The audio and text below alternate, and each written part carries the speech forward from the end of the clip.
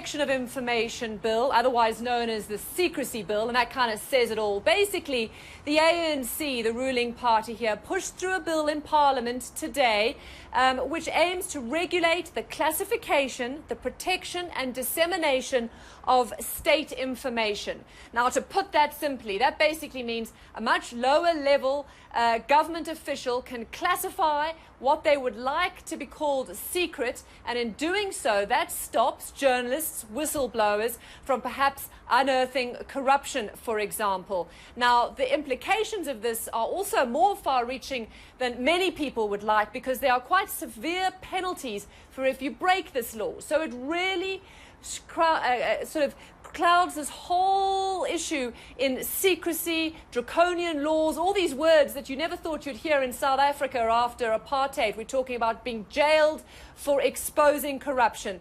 That's why this is such a big thing here in South Africa. Yeah, it certainly smells of, and a lot of people are calling it, the muzzling of the media, certainly an assault on press freedom. You know, what's interesting is that in a way this sounds familiar, doesn't it? We've heard this before, but under a very different government. It harks back to the bad old days. Absolutely, and that's why I think there's a lot of emotion involved. Now, I do want to say up front, the ANC obviously saying that this is not the real reason why they're trying to do it, to quash any investigations into corruption. But the media, civil society are worried about this kind of thing. Now, this is last week, front cover of the Mail and Guardian, an investigative newspaper. They've got censored in the front. Now, they tried to publish something which they say accuses a senior member of the ANC of corruption. They were stopped from doing it because of threats of criminal prosecution, and they feel that this kind of thing, where you actually can't read the story, is going to become more and more common under this act if it's passed eventually and doesn't get held up in the Constitutional Act.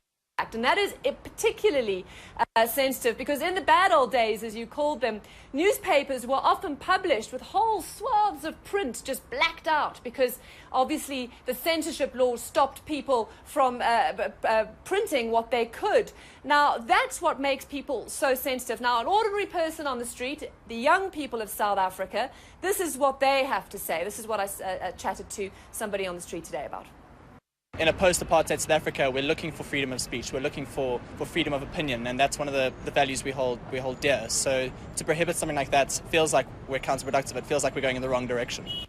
Okay, so Michael, what is also interesting, and I kind of alluded to it, the ANC has said that, listen, this is not a sinister piece of legislation, but quite bizarrely, the Minister of State Security came out saying it wasn't to stop corruption being investigated or to stop journalists from telling what many of them believe is the truth. He says it was to stop the threats of foreign spies. It's about national security. So all these sorts of debates, deeply disturbing for many members here in civil society.